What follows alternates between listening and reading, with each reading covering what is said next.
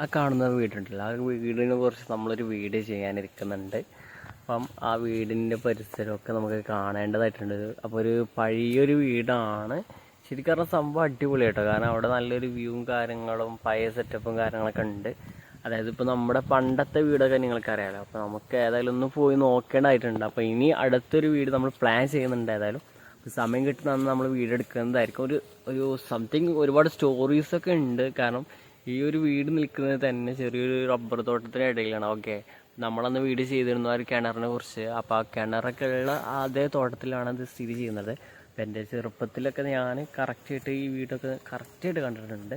ഇപ്പോൾ ഇവിടുത്തെ ആൾ താമസമൊന്നും ഇല്ലെങ്കിൽ പോലും നമുക്ക് തീർച്ചയായിട്ടും ഇതിനെക്കുറിച്ച് വീട് ചെയ്തേ പറ്റും. കാരണം എന്താ വെച്ചാൽ ഒഴിഞ്ഞൊരു വീടാണിത്. ഓക്കെ, അപ്പം നിങ്ങളുടെ അവിടെയൊക്കെ ഉണ്ടാവും പഴയ വീട്, അതുപോലത്തെ ഒരു വീടാണ്.